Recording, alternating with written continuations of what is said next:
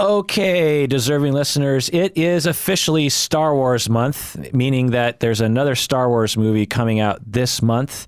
This episode might actually come out after the new Star Wars movie comes out. And so in respect of the time, we are going to do a Star Wars themed episode, which is going to please about 3% of our listeners and alienate the other 97%.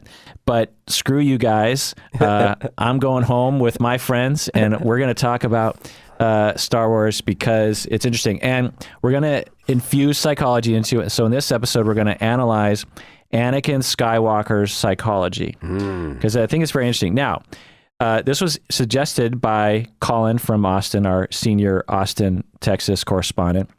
He suggested it.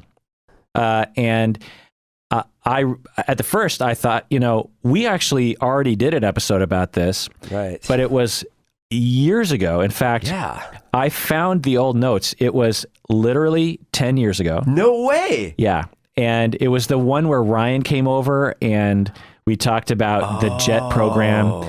And we also talked about Darth Vader. So the Star Wars Anakin roots go deep into this podcast. But so let's analyze Anakin Skywalker's psychology. What do you say, Collin and Humberto?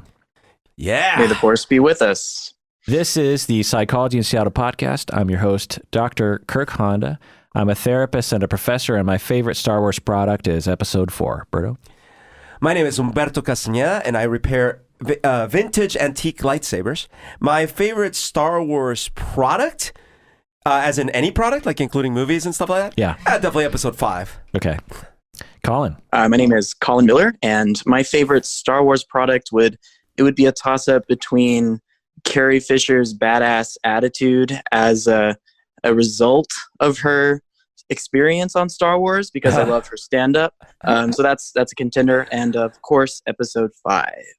And I create breathing apparatuses for evil people. Very creative on the product of the franchise there. Collin, you should probably try to work on how loud those products are, because they're a little.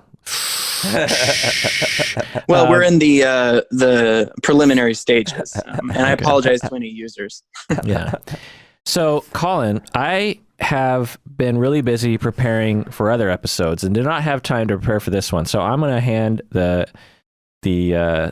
steering wheel over to you, and why don't you, because you're actually a very good podcaster, lead us, please.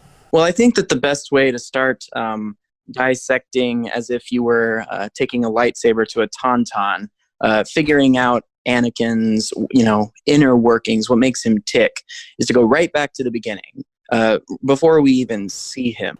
And of course, in case anybody is in contention about when we first see him, technically we first saw him in Episode 4.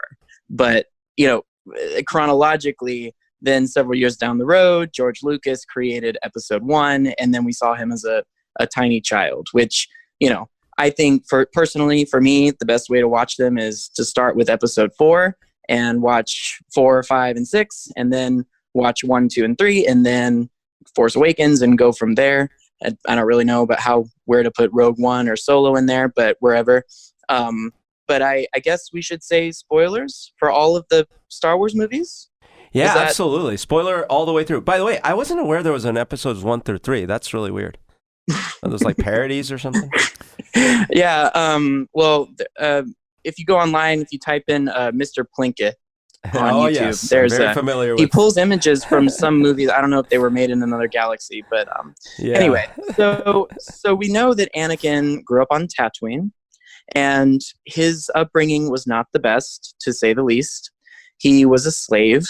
And as far as we know, he was a very skilled slave, because his, I guess you could say, owner, I take issue with the term, but in terms of how the system works on that planet, yes, he was owned by this junk dealer named Watto. And Watto, very much prized Anakin for his ability to build things and also his ability to fix things. So when a Naboo cruiser arrives on Tatooine, and a beautiful woman who is secretly a queen, a stoic Jedi with an amazing beard, and a goofy character who doesn't need to be mentioned show up. They ask him for his help because their ship is damaged. He can't end up fixing it, but what he can do is race this crazy intergalactic vehicle called a pod. I guess they're just simply called pods. Anyway, it's a pod racer. And he ends up going with them on their starship. But I think the thing to focus on here is the effects of what being a slave meant to Anakin. Because by the way, I think they're actually called pod racers because like the land speeder and the you know what I'm saying, like the snow speeder and stuff, like they call things by like a descriptor plus another descriptor. Mm-hmm. So I really think they're called pod racers. Right. I think and also there was a video game or something that was like N64 Pod Racer. Yeah, I think you're correct. I think I just was thinking about that line that Anakin delivers where he's like, "Oh, there's this race on Boonta Eve. You could enter my pod." But anyway, well, that's fair. That's counter evidence right there. I don't know. But anyway, so there are these really fast... Wait. Let's spend another 35 minutes talking about this topic. I think it's very important. So I guess this leads me into a question for Kirk, because I am not a licensed family therapist like you, but I would imagine that when you're 5, 6, 7 years old, I don't really know how old he's supposed to be. Actually, I think he's older than that, like 9 or 10. Up until that point, the only positive reinforcement that he got was from his mother. And other than that, it was neglect and abuse. And also, you do this and you do this well. And if you do this well, I may not punish you. And your mother might have a better life for that moment, whether she gets treated better or she gets breaks from her chores. I imagine they use that as leverage against him. So that's the very beginning, I think, of where Anakin comes at relationships. So does that mean anything to you? Yeah, absolutely. There's a lot of different ways to take it because, the movie is made for kids. So the tone of it is not one of suffering and abuse and what we might call actual slavery, right? Yeah. It comes across more like he's just a really smart kid who works at this shop and has this crotchety, flying boss. But if we take it for what it probably was like, is his mom is a slave too. Yeah. So he comes from some kind of generational slave situation, and slave, they use the word slave. Yeah. They don't use the word like he's just a really good worker. He's a slave. Yeah. And slave means he's owned, and that has, as we could imagine, a lot of effects on not only his experience, but also his mom's experience. And what we're really looking for in my world is how traumatized was his life up until that point, and how much attunement and secure attachment did he get? Now, the mom, to me, comes across kind of depressed, kind of subdued, kind of inactive, maybe a little given up on some level. Like a bad script, kind of.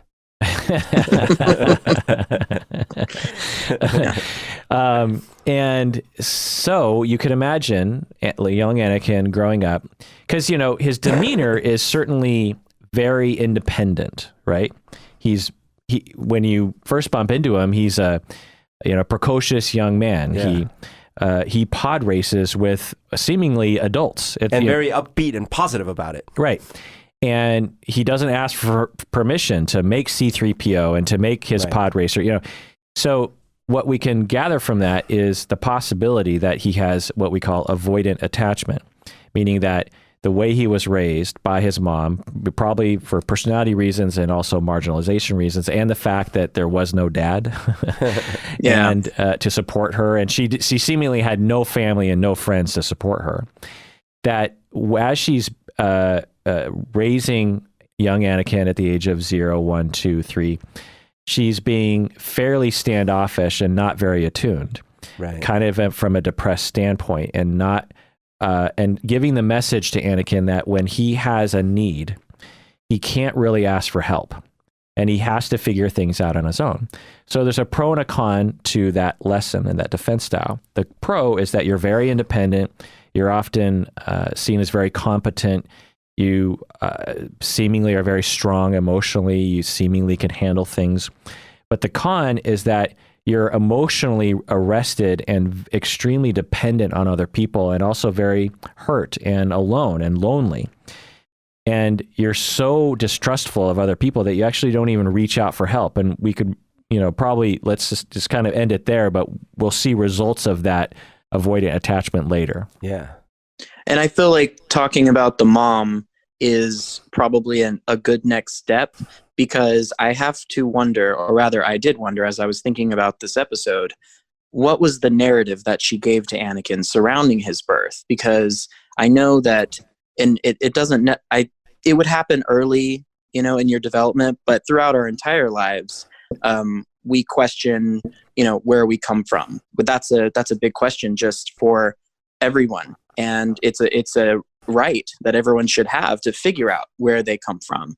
And I find that to be extremely important. And I know that, some cultures are super repressed and they don't necessarily have that right. And I feel like this movie isn't making a statement about that at all. I don't think it had that big idea, but Anakin is literally someone who comes from nowhere. Not only is he a slave and your identity is sort of, 100% taken away at that point because you have no rights, but he doesn't have a father. He doesn't have a father, and there's no explanation as to why that is. And I don't think there's anything wrong with having a single parent. I'm not in any way making a judgment on Shmi. I honestly forgot her name. I think that's her name. But Shmi? That's the her mom. name. Oh, really? Yeah. Okay. Shmi. I'm not making a statement about that, but I'm curious about what it feels like for Anakin to be told, "You're my son. I gave birth to you." It's unlike anything that is known to be natural. Also, there was no father. I wonder, first of all, did she say that? Like, was that the narrative? Or did she say something else? Like, I had a relationship that ended? There's no evidence of that. The only evidence that we have is that she told the truth. And I guess that was really interesting to me. And I was wondering, like, from y'all's perspective, do you think it was advantageous for her to tell the truth? And what that truth meant for Anakin? I'm just curious where y'all come at in terms of that. So this is a really interesting one, because on the one hand, this is one of the trillions of missed opportunities that I felt, is that, look, think about the parallelism, right? The whole arc for Luke is about his father, right? And here we have the opportunity to like parallelize and like learn something about Darth Vader, about his father, but they really lightly touch on it, right? Like it's like, and not only do we know very little, but I feel like he knows very little. How often is he talking about this? Even as he grows up and all these kinds of things. Now, I think those are flaws in the storytelling. So if I imagine what really would have happened, and maybe that's the thrust of your question, is like, yeah, inevitably he would have been like, but who's my father? And even if he was someone important or relevant or whatever in the society, which is not likely, she would have had to minimize it because he wasn't coming back. So he probably was told this very basic story, and then he had to grow up thinking, like sort of like aggrandizing himself for his own, on his own terms, because he's like, I'm a nobody. Inside of himself, he's like, I'm a nobody. I come from nowhere. I have almost no belonging, and that's got to be ridiculously hard. Yeah, good point. We can see that come to fruition later in life too. Yeah, I'm interested in the shots that George Lucas. I think he directed Phantom Menace and Sith. I don't think he directed Clones, but he definitely directed the first one. And there are some shots of Qui-Gon like standing really, really close to Shmi, as if to give this like paternal maternal mirroring. And Anakin's usually like right there next to them, either like at their dinner table, or I think he's working on the pod and they're watching him, and Qui-Gon and Shmi have this like really intimate conversation about him.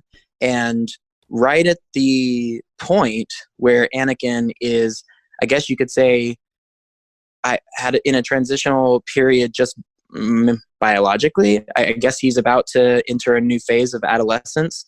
This man comes into his life, Qui-Gon, who I think basically becomes a surrogate father. And I don't know that this, was the intention of the film. It could have been more just superficially like Jedi mentor, like it is the will of the Force that this Jedi finds this little boy, and that's what they focus on talking about. And then they talk about midichlorians, but I don't really give a shit about that. I was more interested in like Anakin's moment where everything is negative and then this ultimate positive. And not only is it the ultimate positive of the father, but what he is presenting to Anakin, this very impressionable, is the thrill of space travel, the dream of becoming a Jedi, which Anakin says has always been his dream. That's a line somewhere.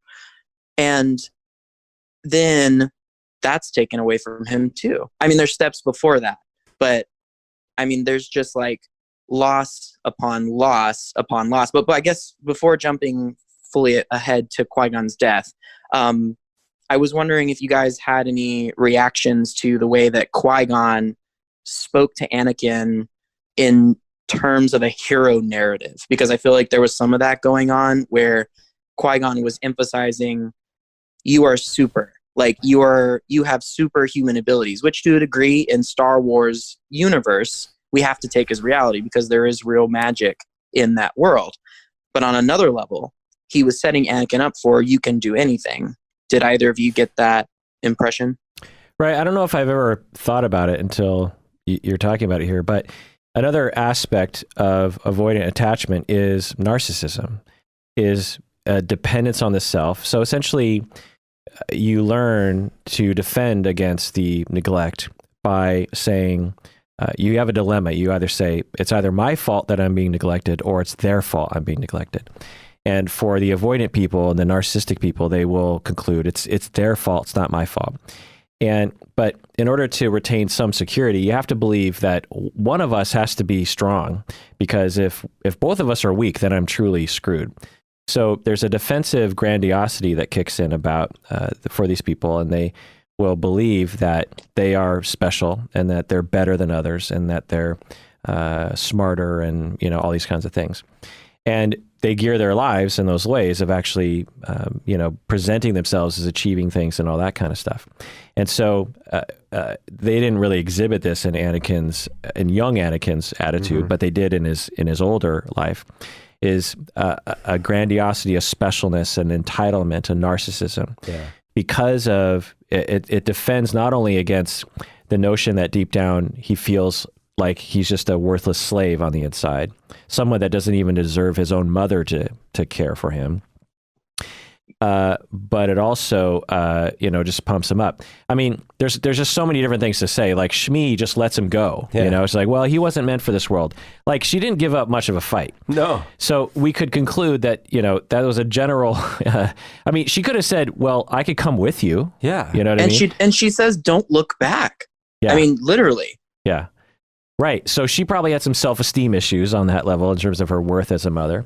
And then from out of the sky, this Jedi master, the glorious knights from on high come down and say, you are the chosen one. Right. Like quite possibly the best father figure that could possibly manifest itself not only shows up, but then tells you that you're the best thing ever in the existence of everything. You're the chosen one for the galaxy. Imagine what that would do to your narcissism. It's like, I always knew it. My father is here. Life is actually, coming to the fruition that I thought it would. And how that can lead down a certain road later. Yeah, and I also feel like there's some dark shit when it comes to Qui-Gon in this film that is definitely glossed over, because that gambling scene is really uncomfortable, where he's talking to Watto and he's just like, oh, can I take the boy and the mom? And then he's like, oh no, just one slave. And he's like, okay, well, just the boy. There's just like a callousness, maybe not callousness. It's more vacant, but the vacantness makes it uncomfortable. And it's like, that's not even a minute's worth of conversation. And you've just decided to take this small boy away from his mom, and you're not even going to fight. Like you are a Jedi Knight with connections in the Republic. You know, you have access to senators and leaders of several different, all the star systems in the Republic. Somebody somewhere could probably get this, you know, I don't know how old she is, but like probably not like a prime slave. I almost threw up just saying that, but like she's older. She can't do as much as Anakin. They could have found a way to get her. They have no funds. Like, they have no funds in the Jedi Council. Yeah. Well, you know, I never thought that I would discover new things about Star Wars, but Collin, you just woke me up to something. That's amazing. I never thought about, I think I thought about that kind of, but not in that way. And again, we have to look at the Jedi Order. Well, what's the typical thing?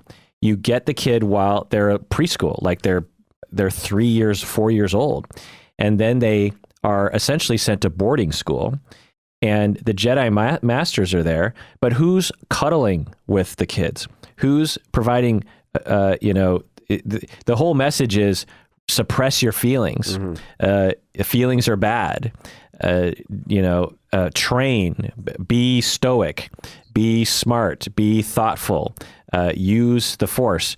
And from the age of 3 and 4 years old, so all of these Jedi, including Qui-Gon, were ripped away from their families and raised in a boarding school, which we know, as John Bowlby actually went through this as well and developed attachment theory partly because of that experience of being an aristocrat in Britain and being, foisted off and off-lifted as many other aristocratic kids were, and grew up to have a lot of attachment issues and attributed it to that fact that there's this culture of abandoning your children and it's not natural. And all these other poorer kids are more well-adjusted than the rich kids. I mean, just look at the royals, for crying out loud, in Britain.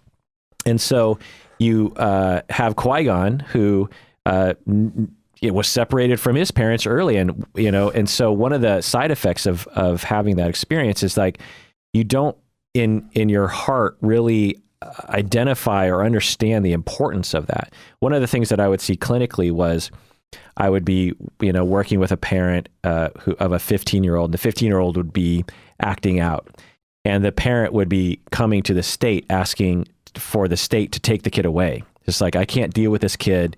You need to take the kid away. And there was always kind of a question mark. It's like, wow, I get it. You're frustrated with your kid. It's hard.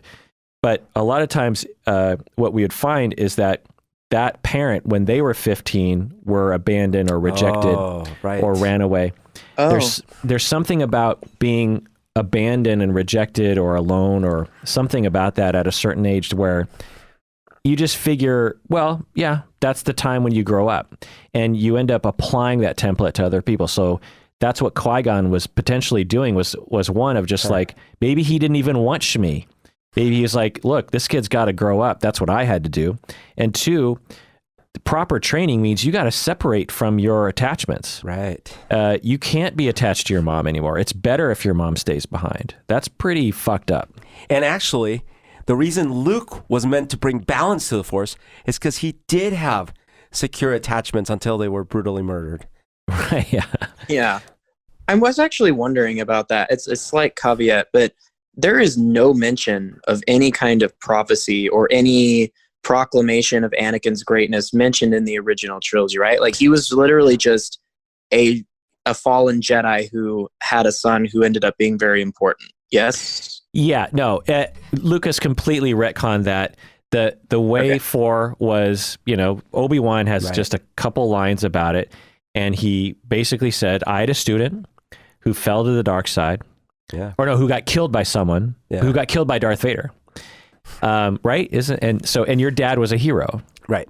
I have no doubt that Lucas, the original thought in his mind it was literally that it wasn't, that Darth Vader was his father.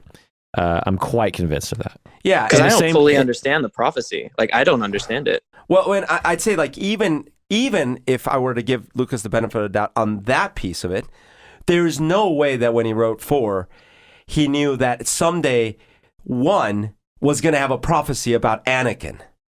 Right. Right? Like that's like and as far as like the prophecy is concerned, there's so many things that, as we know, there's so many holes with like, wait a minute, so Darth Vader built C3 fucking peel? Like there's so many holes I can't even. So of course all that stuff is by the seat of the pants. Like the script is already late. I need to turn something in. These people are all depending on me. Fine, fuck it.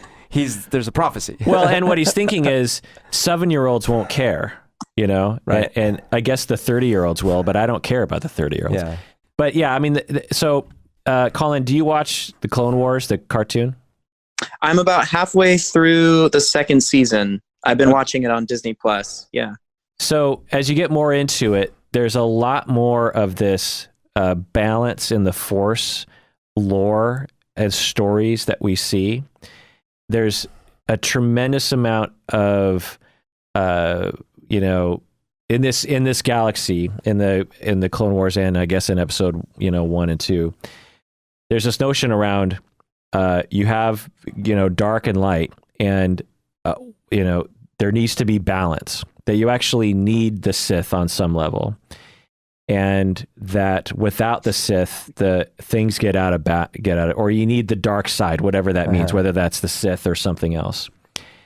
And it's sort of yin and yang, and it's hard. It's not really the hero's journey, right? We don't typically have that kind of storyline. It's usually good and evil, but and it is Star Wars definitely is the hero's journey of the good and evil.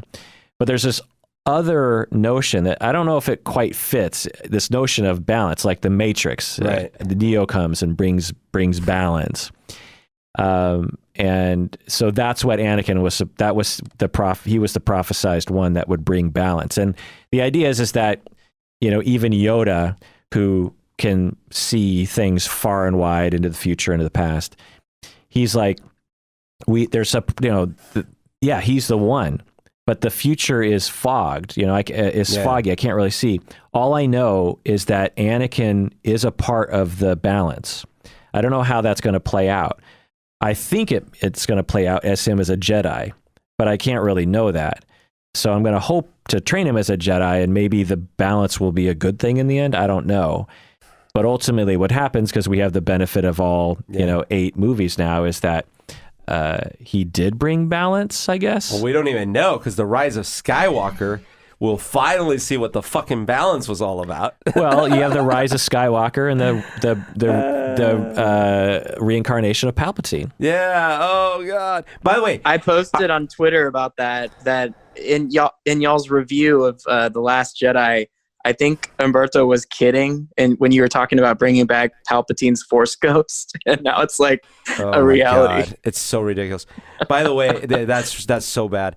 By the way, do you think they're going to try to make Darth Vader, Anakin's father, be someone like Snoke or something?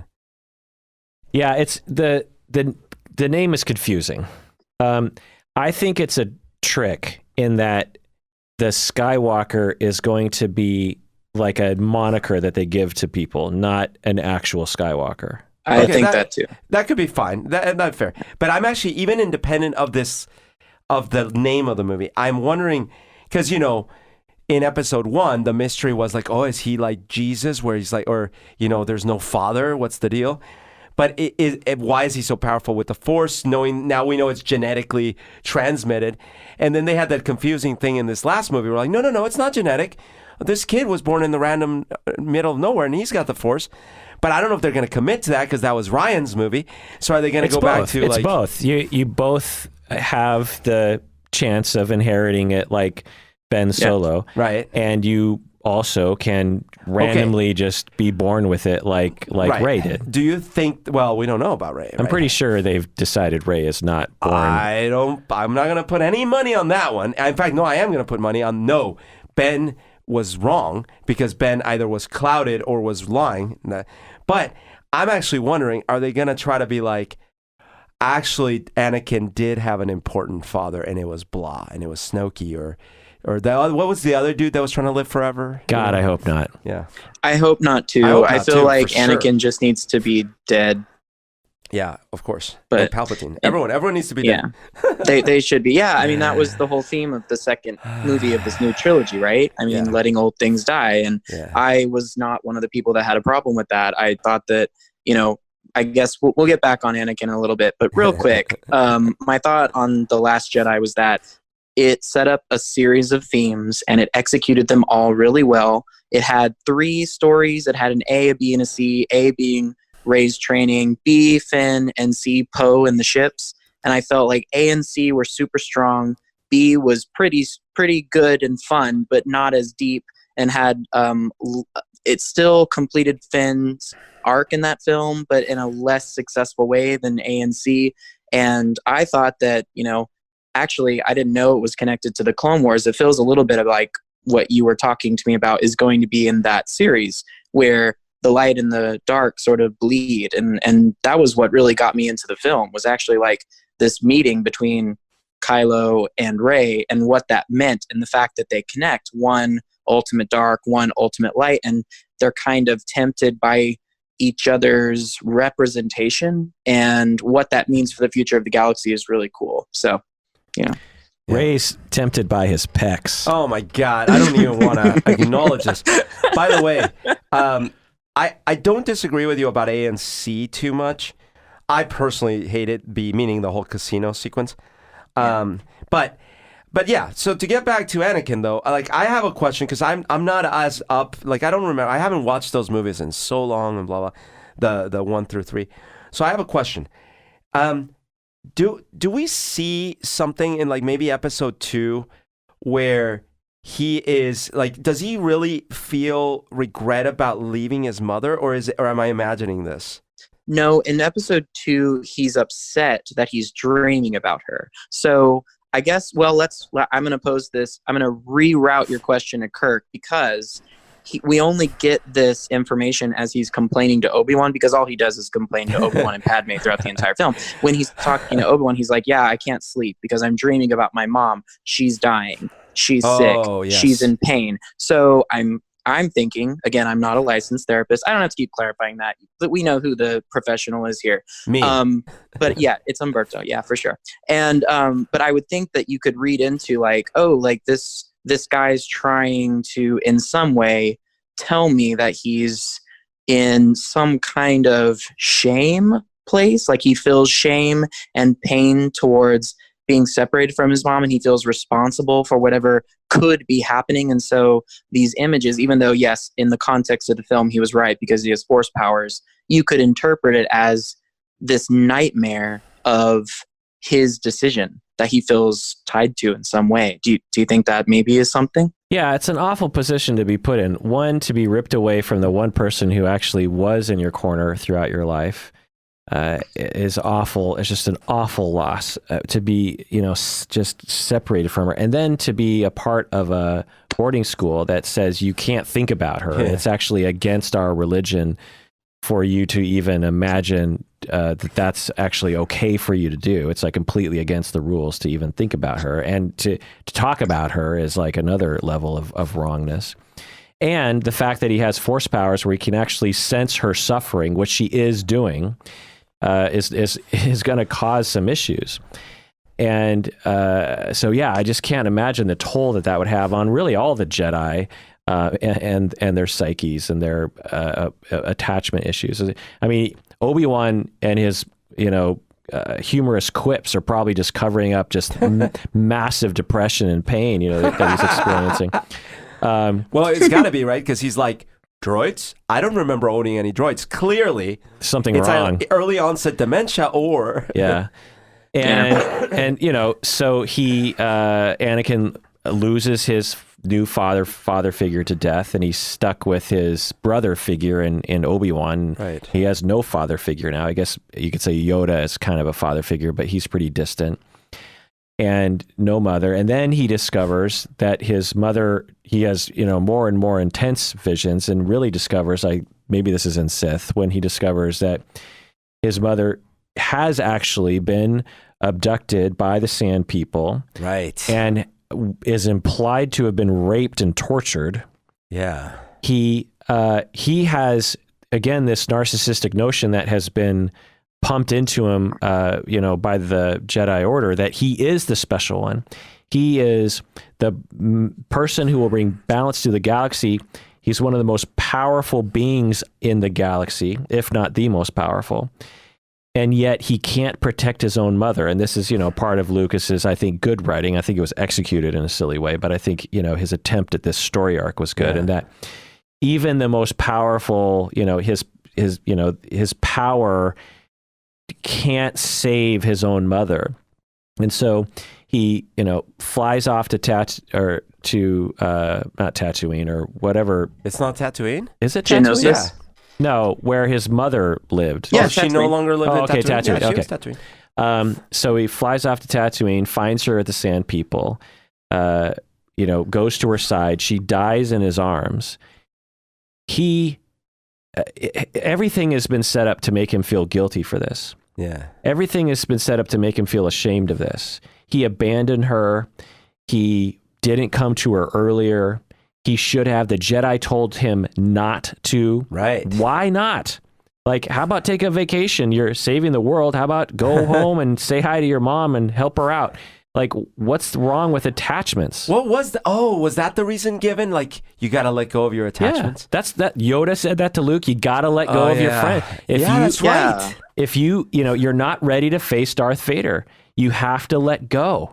You're right here, right now. Like, you have a job to do. You're important. You have a higher calling. You can't worry about your friends. Yoda, your silly friends. Who cares about Han and Leia? They have no bearing on the grand scheme of the story. You gotta. So it's privilege. Now, we live in a society where it kind of privileges that kind of thing. Let go. Be stoic. Be professional. And this story reflects that. What we should be looking at the Jedi is just a massive setup. And maybe that's what 9 is going to be about. I kind of hope so, because, the story is kind of like that, about how, like, Ben was separated from his parents and, anyway.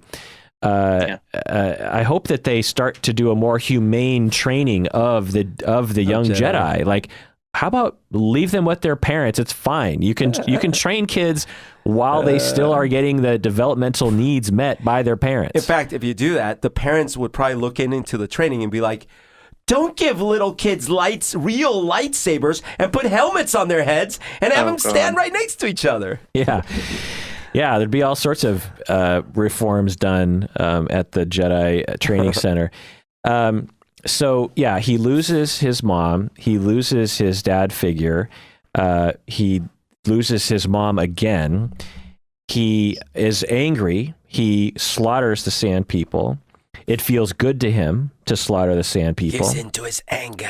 He's totally set up for the dark side because of everything that the Jedi did to him and everything that society did to him. I actually like your point that Lucas actually, and this is something he did really well with 4, is that he has the understanding, a deep, in fact, understanding about story and story structure and ideas and concepts that tie together. It's just that I think maybe because of being rushed or being too in control of all the details, whatever the case may be, unable to string that together in a really strong way, but really good ingredients. Right.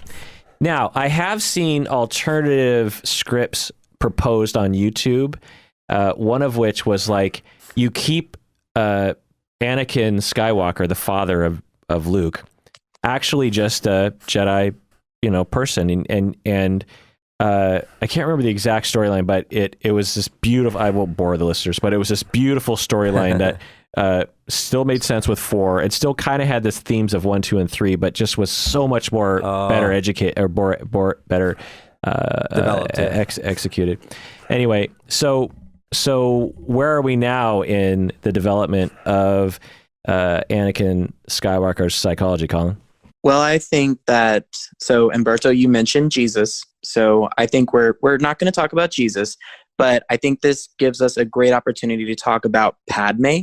And I think the way that he relates to her, because there's one scene in episode 1 where Anakin is dealing with space cold for the first time. He's in the corner and he looks like a a boy that you could see on the streets that doesn't have the proper clothes and is really, really uncomfortable, and your heart goes out to them.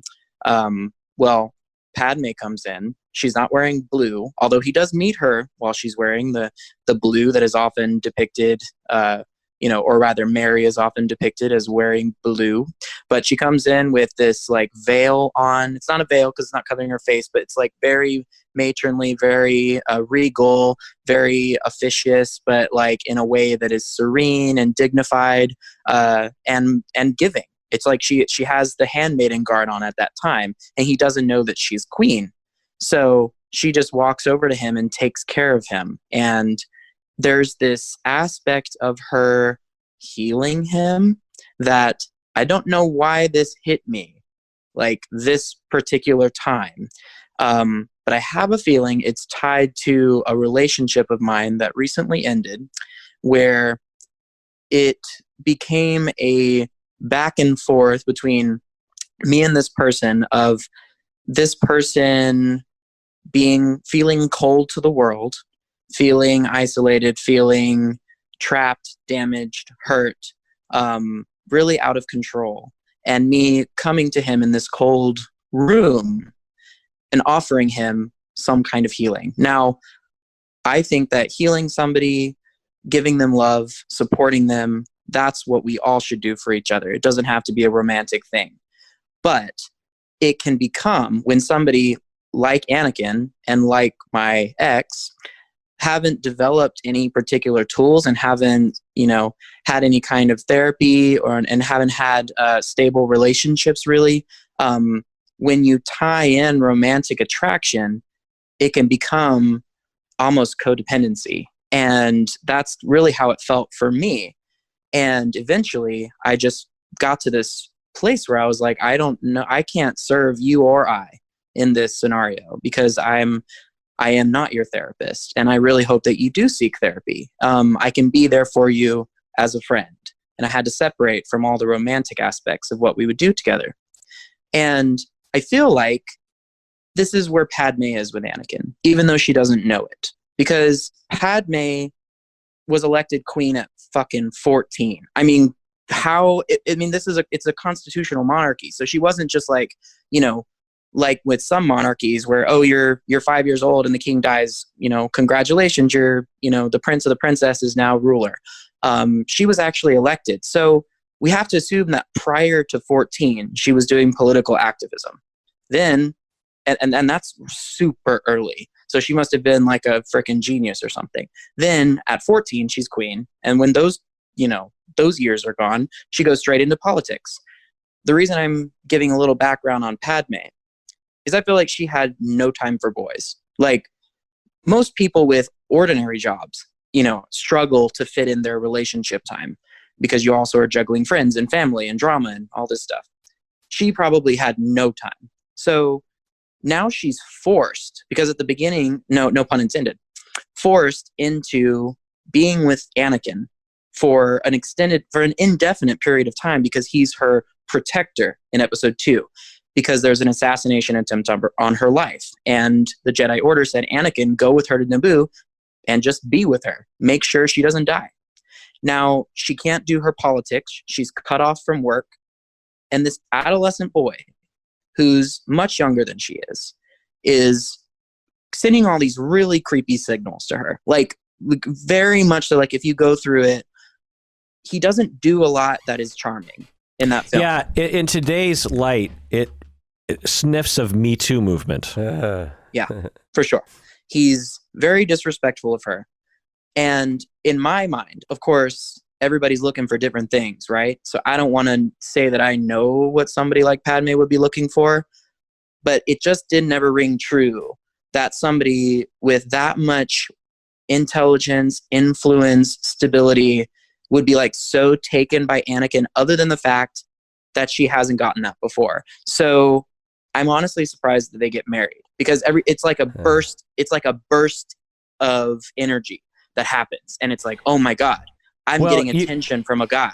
Yeah, well, you could say, and again, learning new things from Collin about Star Wars, which I thought there was no corner left unanalyzed, but Yeah, I never thought about that detail because Padme, what's her face? Natalie Portman. They both look older than their characters are supposed to be, right? Right. And so she had to grow up too fast, and then later in life, she is sort of forced to date, and she makes some bad choices, right? Because most of us do when we're 13.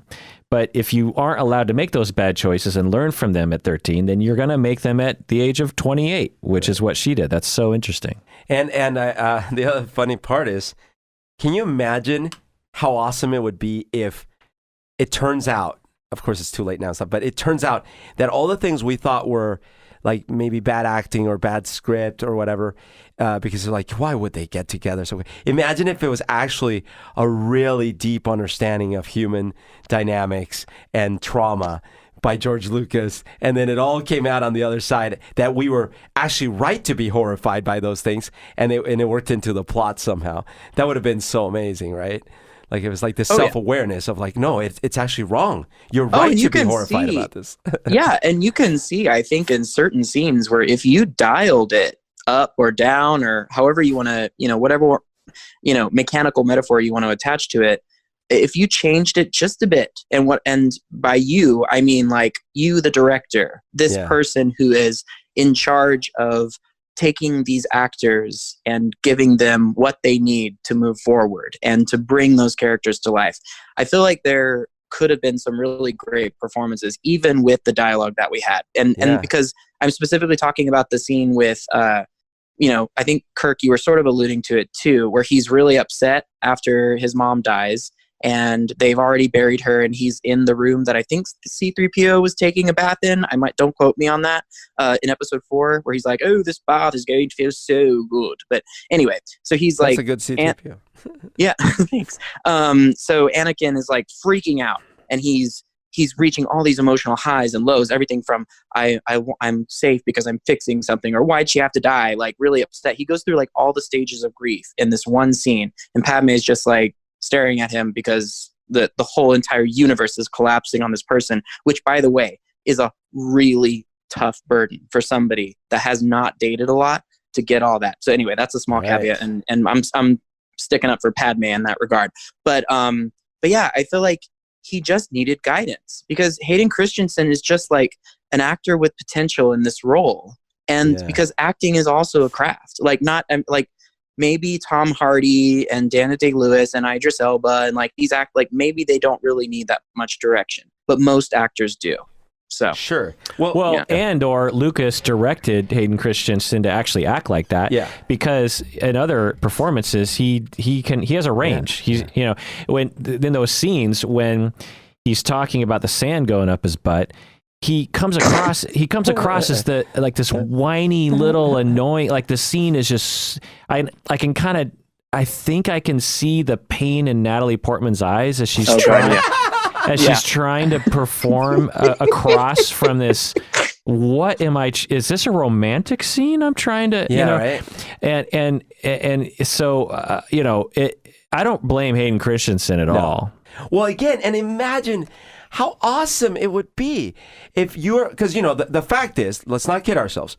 It was supposed to come across as a wooing process, as a falling in love, as a thing. Now, granted, with a little bit of subtlety, but we were supposed to be like, oh, how nice, they're falling in love, and then tragic stuff's going to happen. But imagine how awesome it would be. Like the next scene, Natalie Portman's character is complaining to Obi-Wan or whoever, being like, he's a child.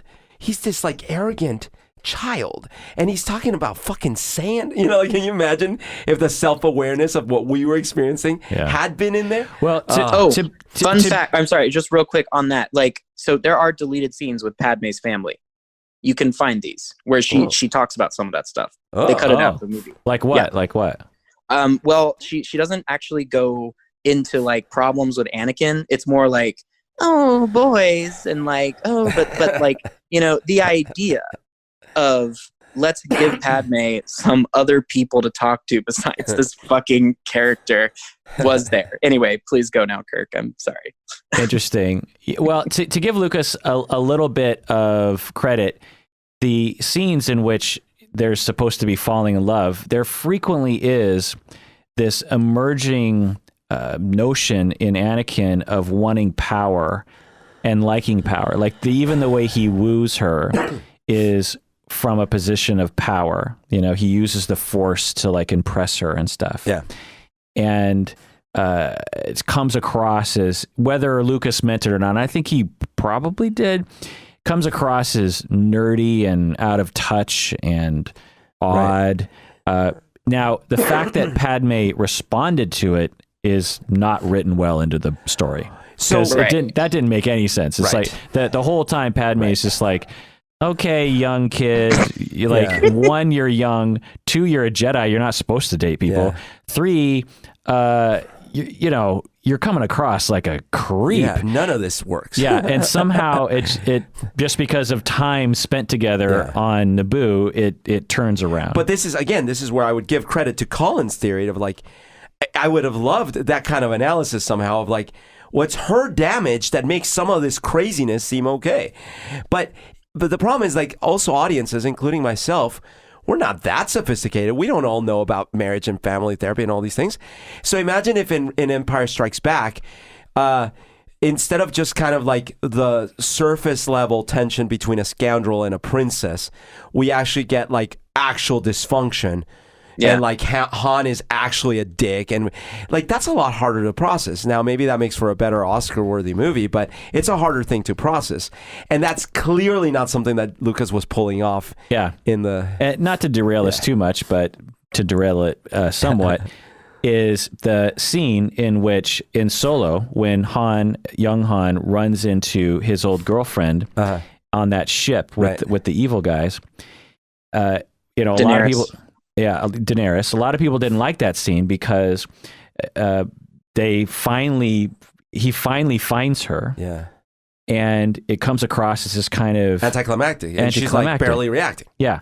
But I contend that was written really well because his personality is such that he tries to act cool. Yeah. She is trying to save his life by saying, look, okay, great to see ya. You know, that's a good reunion time, you know, and he's put off by that, but he's not the sort of guy who's going to, you know, Han has never been the sort of guy. Right. He doesn't go to Leia and go like, look, Leia, you know, they're on the Millennium Falcon.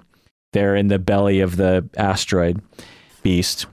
And anyone who criticizes the other movies and not 4, 5, and 6, you got to look at that asteroid beast and go, come on. But anyway, great scene, love it. For the time. Yeah, okay.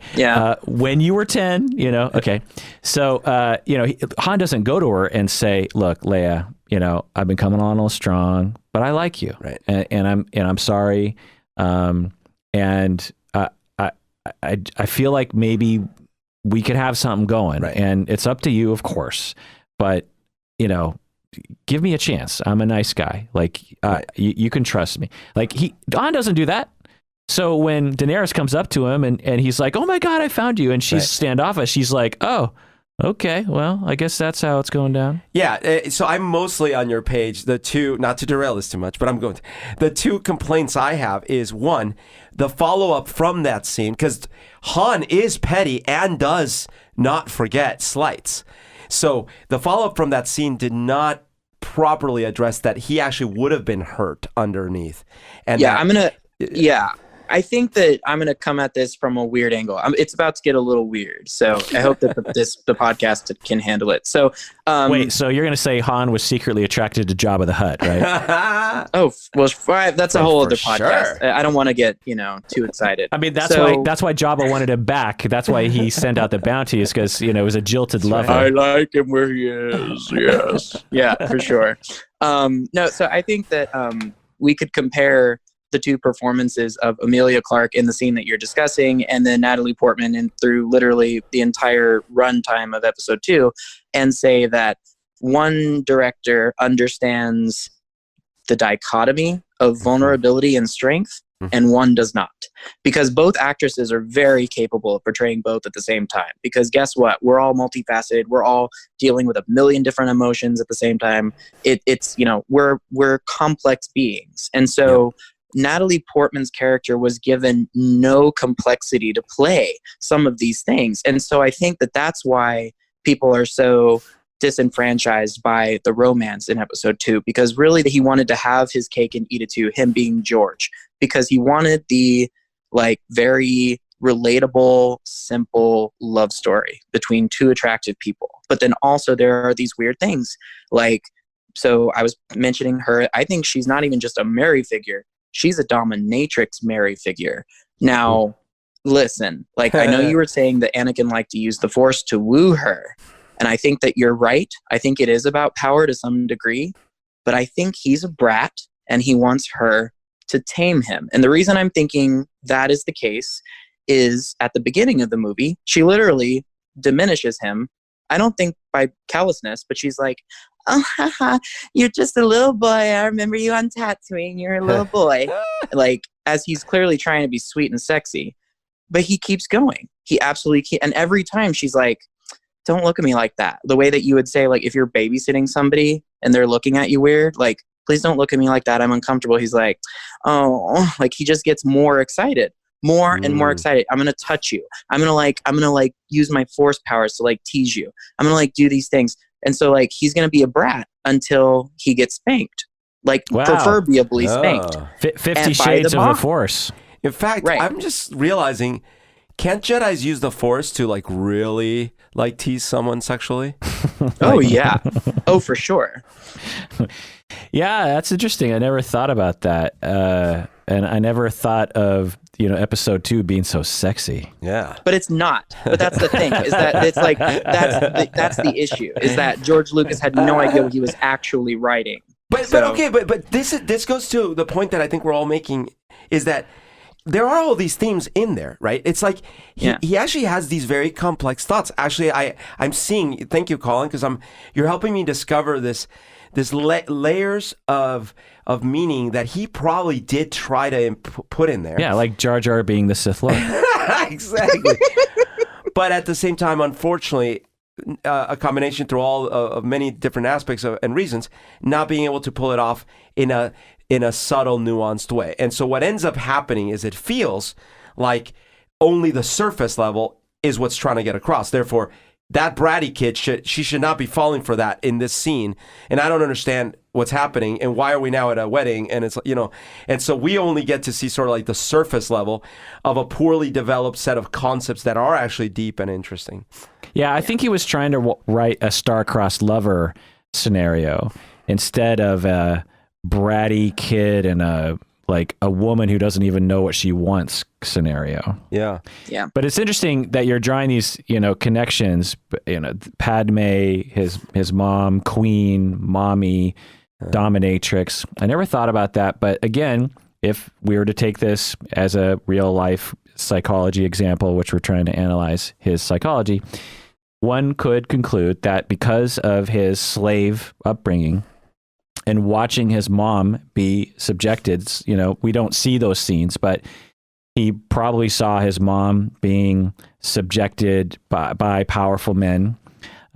It's hard to imagine, that guy doing things. But anyway, we will often develop sexual fetishes related to our childhood sometimes, and sometimes regarding trauma. And to see your mom being beaten, you might develop this, or to be beaten by someone, you can start to, sublimate that into a sexual pleasure experience to protect yourself from the harshness of it, and can later develop a fetish of wanting to be overpowered and by a dominatrix. It's not a dysfunction; it's fine. And Anakin didn't exhibit any dysfunction in that area, but it could explain why Anakin was attracted to an older woman, a queen, someone with power, someone who put him down. Yeah. And because presumably he could have pursued a lot of different women, but for some reason really wanted to. And not only, think about all of us, may have had a crush on a first grade teacher or a crush on a babysitter or something. In Berto's situation, it's, or a coach for me. Yeah. And you grow up and you still want to date them, right. That it would be intrinsically related to that very early child experience of love towards that person, that it wouldn't have graduated necessarily. And that Anakin's, issues could have affected his fixation on Padme. Hey, I have a pitch. What if we changed episodes 1 through 3 to be the Obi-Wan's arc? And so the movie opens with Obi-Wan. We see a lot more of Obi-Wan's inner life and his life and all this struggle and stuff. And Anakin, of course, we are following. But Anakin is not the protagonist. And so what happens is we're under no pressure to make Anakin actually that likable in scenes that would be unnatural to do so. So now we can actually see this dysfunctional relationship developing. And by the way, Padme is irrelevant in the sense that, sure, she's going to be Luke's mother, but not relevant in the sense that she's the romantic interest of our protagonist of our 3 movies, right? So therefore, she can be flawed too. And then we can see through Obi-Wan's eyes like this developing problem in the conflict, but we see more of. So this, I think, would have been a case where Obi-Wan could have been a nuanced, awesome hero, and yet we could have seen all the Anakin dysfunction, but we wouldn't have had these awkward moments in the movie watching experience where we're like, am I supposed to be liking this right now? Am I supposed to be thinking this is good, romantic? Right. So we fast forward to Revenge of the Sith, and he still has that narcissism. He's still being told he's the one. He still knows he's more powerful. Right. Once again, a father figure steps in, Palpatine, who is, the most powerful man in the galaxy. He's immortal, apparently. And is giving Anakin all this accolade, same way as Qui-Gon did from on high. I am special. I am the one. The Jedi Order is like, we're not quite sure about your maturity yet. We're not quite sure about you becoming a Jedi Master yet. They're like, I know we took you away from your mom at a young age and we gave you no emotional attachment or whatever. We're not sure you've attached properly. We know that you have problems feeling like you belong. So let's go ahead and question whether or not you belong over the course of several years. Even though there was no Jedi course on attachments and emotional regulation, we have some problems with your emotional regulation. And because of that narcissism, because of that rage and that all those losses and that pain, and then he starts to have visions of his mother, wife dying, and no one has the answer, and the Jedi are like, it's not a good idea to go down that road. Palpatine comes along, gives him an answer to save his wife, and also to save his wife in a special way. Not just a ticket to save his wife, but I am going to be the instrument of life-giving to my wife and maybe to the whole galaxy. And, I am special, and these Jedi are in my way, and I am going to be able to do this, and I have the power to do it. And then, so how does what's the sequence go like? What is that tipping point? Oh, he goes into Dooku. What do you mean? What happens with Dooku? Well, you're talking about like when he finally switches over and like gives in to his drive as opposed to like what the Jedi tell him, or right. So that was the slippery slope, right? Is like killing Dooku. That's what you're referring to, right? Yeah, he beheads him. He's like a blunt instrument from the beginning of the movie. And by the way, like I think that's another issue with the writing is that conveniently all of his adversaries are droids. Like I'm not like, I know we could go into a whole other thing of like, well, maybe they're sentient, I don't know, but like but they're not people that he's having to murder, but he's nevertheless like killing or just destroying, and then he stops for a second and then he's like, oh, I shouldn't, it's not the Jedi way. But it's very clear that it's not his instinct. Like his instinct is to kill, and like Palpatine senses that and he's like, no, just do it. And then hey, you do a good Palpatine. Yeah, you do a good C-3PO and Palpatine. That's pretty amazing. Oh, thank you. Yeah. So I mean, that was kind of a slippery slope moment. That's not a kicking out of the Jedi Order moment, but it's a moment of straying from the path that maybe needs to be taught out of him. and then he is told by Palpatine that Palpatine has the answer to save Padme, and also has the ticket to really realizing Anakin's true potential and his narcissism really being gratified. Because, at this point in the story, if he chooses the Jedi, he's like, okay, maybe another 10 years of being a Padawan learner. Yeah. And a secondary character in the grand scheme of the Jedi Order, right. and a secondary character in the grand scheme of the galaxy, or Palpatine has the answer to gratify my narcissistic supply, to uphold my grandiose defense mechanism that is protecting me from the vast emptiness of my soul that because I was never raised right enough, well enough growing up. And he enters the Palpatine's office. Mace Windu is there, about to kill Palpatine, and Anakin is faced with a choice. And again, a better director, a better writer could have executed this better, but the storyline is good in that he has to make this choice between light and dark. And the dark side is selfish. The dark side is attachments, which again, is that really the dark side? To be attached to your wife, is that really a bad thing? But, in the Jedi world, it is a bad thing. To choose Mace Windu is to choose detachment, rationality, objectivism, professionalism, a life of loneliness, really, on some level. And it's a tough choice to make. It's the good side. He considers himself to be a good guy. He makes a choice for life, for Padme, and for specialness for himself, and what he believes to be order in the galaxy by getting, to eliminate the enemies and to bring a one order to the entire galaxy. And, I don't know if you've seen this, Collin, but there's analyses that call the rebels, they're actually like insurgents or terrorists in some ways, because when the Empire is in place and the rebellion is, subdued, there actually is stability and non-killing and peace in the galaxy that you can't really disagree with. And also terror, because as soon as anyone sees a stormtrooper, they're like, oh shit. And they kill indiscriminately. They massacre Jawas, they massacre people, so let's not forget about that. Totally. Yeah. No, I've heard a little bit about that. I feel like this last movie of this prequel trilogy, I mean, I'll just say thank God for Baby Yoda, because it really made me frustrated with that green asshole. Because even from the beginning, he was very he was not strategic, because he's in a war. Like, this wise Jedi he's like so close to achieving his goal and bringing peace and stopping the Clone Wars. Like, forget about being totally transparent with everybody that you talk to. Forget about the Jedi Order's stance on not having attachments, and just let this clearly disturbed man who's like, I'm really afraid that my wife is going to die.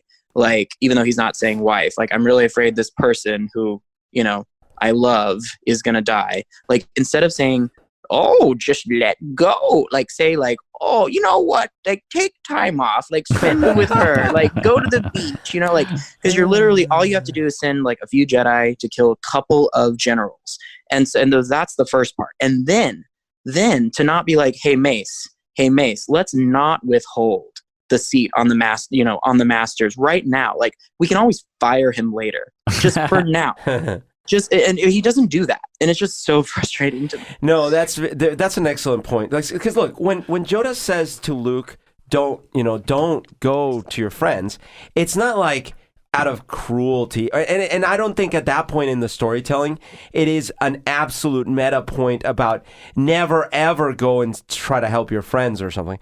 I think it's made clear that Yoda is trying to say, look, man, there's this bigger problem, which is that you are going to have to face Darth Vader, but you're not ready yet, and it's going to fuck everything up. I'm seeing the visions right now. And I think that's way more redeemable than what you're bringing up, which is essentially I sense great disturbance in this boy, so therefore we should make him more disturbed and more frustrated and let his wife die and let him, like all this shit. So getting back to Anakin's psychological development, we can skip forward 4, 5, and 6. He is with his father figure, pleasing him all the time, the Palpatine, the Emperor. Yep. He's bowing to him. He does everything he wishes for his approval. And then Luke, sorry. One quick thing we skipped over is his brother nearly killed him. Oh yeah, we got to talk a little bit about Obi-Wan, I think. Obi-Wan, in his mind, basically betrays and nearly kills him. Right, and puts him in this suit with all these, with burned skin and constantly needing to be healed every day and whatever kind of bacta situation. And in his mind, stole Padme. He didn't, but he thinks he did. So more traumas, more losses. Obviously, the death of his wife. He had to kill all those people, which I actually don't believe he's a psychopath, and very much didn't deal with that very well. Had to suppress all those feelings of guilt and shame and the trauma of. I mean, he literally killed the quote unquote younglings, which I've always hated that word, but. Mandalorian, they call them the foundlings, which doesn't sound as bad, but is in that direction. But anyway, they go to, we go to episode 6 and Luke comes along and Darth Vader's, Anakin's going along with it. And then all of a sudden he's about to be killed by his son. Yeah. And he's like, well, I deserve it. That's how this goes down. Palpatine wants Luke to kill me. So wait, my father figure that I've dedicated my whole life to is just throwing me to, the wolves here, my own son. And then all of a sudden, his own son, a family member who says to him, I see good in you. I believe in you, Father. And I'm not going to kill you because, I'm not going to give into the dark side, presumably because I care about you. Right. And I believe in mercy and love and connection. Probably because Luke was able to have proper attachments with Aunt Beru and Uncle Owen.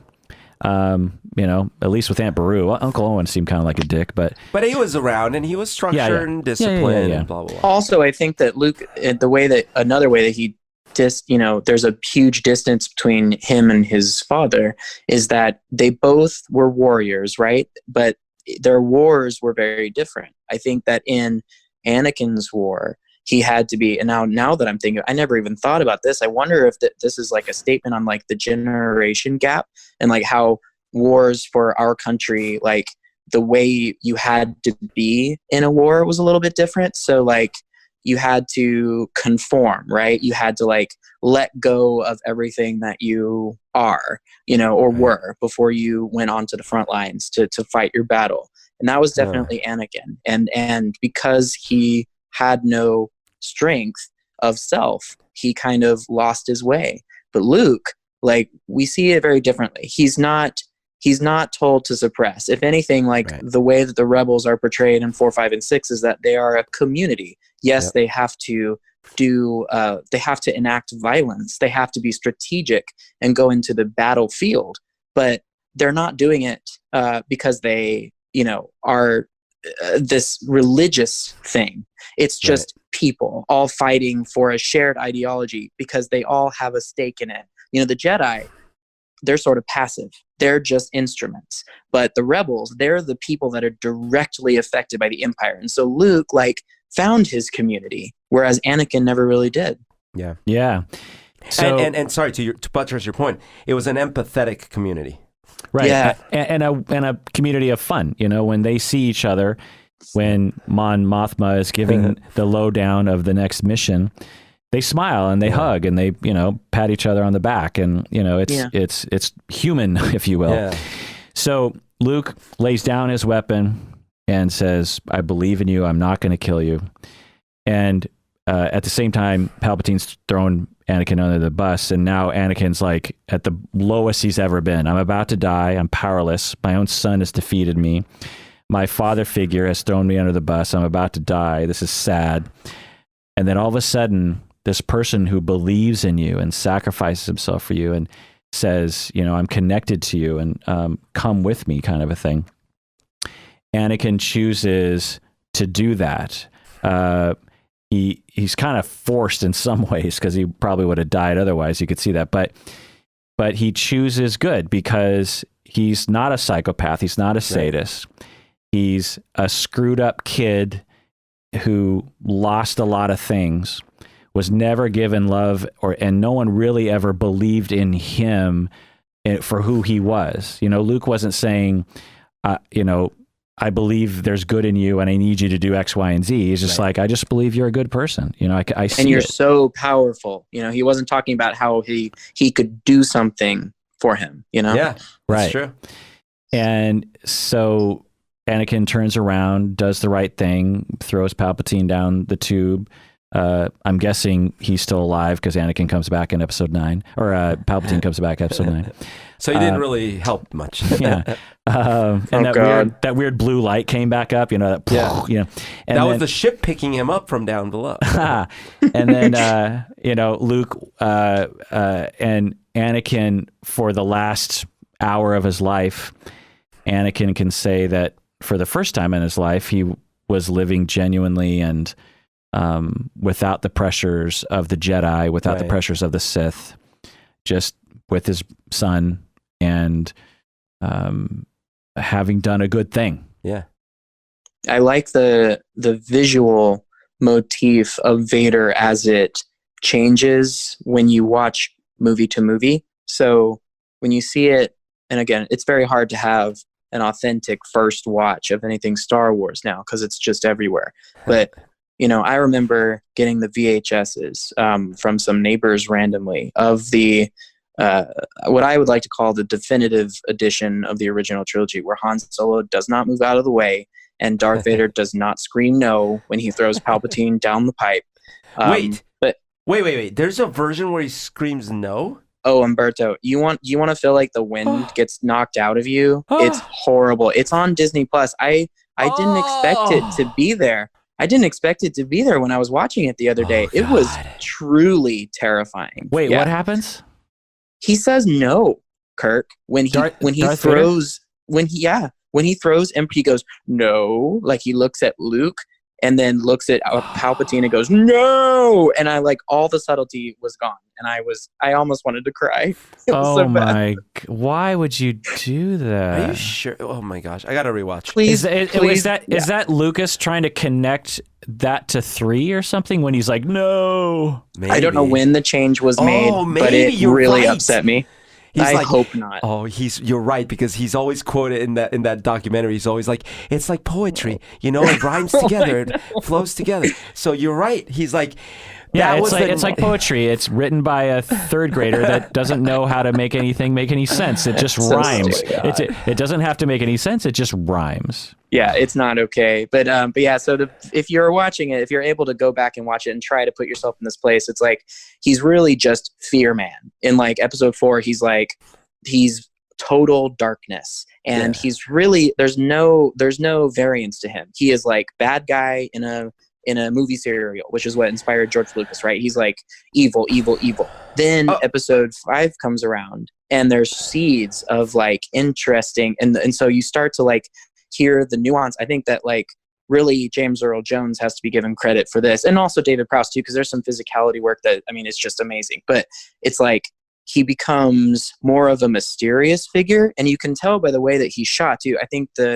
it's the strongest direction on any Star Wars film for sure, in my opinion. I guess there would be some people that I totally agree with you on that. I was just going to take a slight issue with the first one, is that I actually thought that for a character whose face you never see, and who ultimately, in the grand scheme of things, doesn't have that many lines in the movie, I actually thought that he was quite nuanced in episode 4, in that, even, by the way, you've never even met the Emperor, right? But remember, it's clear he's not actually fully in charge. He's sitting there in the little conference room. It's clear that, what's his name? The the guy who they CG recreated. Yeah, Admiral, whatever. It's clear he's the one in charge, right? It's clear anyways, I don't want to belabor the point. My simple point is that I don't disagree with you about 5 being even superior, but I actually give them credit that even in 4, even when he was probably written to just be the bad guy, I actually saw more subtlety to him than just the bad guy. Well, I think that you're right. I mean, I think that he's one of the most interesting, like, sort of like I see Maleficent this way too, like, very bad, a portrait of darkness, but a very intricate portrait. Yeah, and I think that it's less like what he is, more like how the characters see him. Like Leia sees him, she sees fear. Even though I love the way Carrie Fisher plays it. She's like brave in a lot of those scenes, and it's great. But it's like her fear for Luke, other than of course Obi-Wan, that's a whole other story. But then by 5, I think that like some of the visuals change with Vader too, because like there's this shot in Empire where Leia, it's right before Han Solo gets put in carbonite. He like lingers near Leia, and then she like slowly backs away. And there's no dialogue, and there's stuff going on in the background, but it just meant so much. And then also like the way that he approaches them, like, I would be honored if you'd join us. Like they're slowly getting him closer to the characters, and then of course in the end they connect Luke and Vader indefinitely. Yeah. So like episode 5 was leading you to look inside, and then by episode 6 you feel like there's this like pulsating, and that's why they had to write 6 the way that they wrote it, because like you could feel the humanity inside of that, and you just wanted the mask to come off. Very good. All right, so Collin, any last words about Anakin Skywalker, Darth Vader's psychology? Well, I was wondering, it's nothing terribly deep, but I wonder if he lived with chronic pain, because and I think that that's also partly like the motif of what he always was, like all the pain of being a slave, then the pain of war, and the pain of his loss and his fear. And it's like trapped under this dark mask and this dark chest plate. And it's like, it didn't look like they did anything to ease his pain when those droids, it's like, if anything, he was in more pain whenever those droids were fixing him towards the end of 3. So I can't imagine that he's like comfortable in that thing. Yeah, I mean, I think that was the implication, was like the original implication is like when you go to the dark side, you become distorted. Yeah. And you have to have some kind of disfigurement happen to you. Of course, when it came to, Darth, what's his face? Maul? No, anyway, or even Darth Maul. They didn't necessarily do that, but I think that was, the theme that Lucas was going for. And also, I think the message he's trying to get across is like, they put him back together, but it wasn't without a tremendous amount of pain and discomfort that he was going through. And I think it's clear in episode 5, at least in 5, that because they show the scene with him putting the helmet back on, and you see that he's like, he's not comfortable with this. Both, he doesn't want anyone seeing him vulnerable like that. It's I think the implication is that there is medical pain that he's constantly dealing with. So yeah. And I think that, like, for me, the prequel trilogy, and especially Anakin's overimportance, because I think the best thing for the prequel trilogy would be to make Obi-Wan the protagonist, because there's no foreseeable protagonist, and that's pretty clear to, I think, people who aren't even like super movie buffs. Even if they can't define that, and that's why those movies alienate people. But I think that, like, for me, I don't know why, but I've watched those movies a lot, and it's like a seeing eye painting, or like in those seeing eye books where like the picture is a bunch of little splotches, and it's not really anything, but I'm like staring at it so long, and my eyes end up like fixing to a point. I'm like, oh, there's something there. Like, I can kind of see it. And I don't know that's why I've revisited them, but I think that there's some kind of message about, us needing to take care of people who have endured trauma and who have gone to war and, don't get the help that they deserve. And I think that it just was in the wrong hands, and that's unfortunate. I love it. And I mean, not the there's some trauma. great scenes in 1 through 3. Yeah. I mean, the pod racing scene is legit. The lightsaber duel, the Darth duel Maul. of fates or whatever. Darth I like a Maul. lot in 3. Yeah. Yeah, you're right. In 3, the intro with the battle outside above Coruscant was pretty great. And Ian McDiarmid is just a class act. He's so good as Palpatine. I mean, my God. Yeah. Absolutely. Grand Moff Tarkin, by the way. Grand Moff Tarkin. Oh my God, of course. Well, senior Austin correspondent. Do you want to be senior Austin correspondent or senior Texas correspondent, Collin? Well, probably Texas, I would say, because I actually don't reside in Austin at this present time. Oh. Yeah, I reside in Dallas, although Austin is my favorite Texas city. Oh, okay. Now, are we saying senor correspondent or senior correspondent? Well, you can say whatever you want to say. Okay, I'll say senor correspondent, Texas correspondent. So sorry about that. I don't know why I got. I knew you were in Dallas. I don't know why I got Austin stuck in my head. I think you just because you're such an intuitive therapist, you read into my thoughts that's where I'd like to be. So yeah, we'll say that, and not the fact that I'm losing my memory and not really paying attention half the time. So another call-in with senior Texas correspondent Collin Miller. Always great podcasting with you. I can't believe I learned more things about Star Wars, which makes it more rich. And if people are still listening, you either hate listen to this podcast or you're a Star Wars fan too. And so if they want to give Collin some kudos, where can they find you, Collin? So I'm at Cinema Cepha 1. That's my Twitter handle for the Cinema Cephalopod. And if you want to reach out to me and talk about movies, I'd love to say hey. And also on Facebook, I'm on the Psychology in Seattle fan page a lot. Nice. I think the last post I did was recommending Steven Universe as a show because it's pretty great. Yeah. All right. Well, that does it for that episode of Psychology in Seattle. Happy Star Wars month. Go episode 9. And please take care of yourself. Collin, why should people take care of themselves? You deserve it. That was horrible. No, that was I can't do good. Darth Vader. The voice, the breathing was great. The voice was more like the Predator or something. But I love it.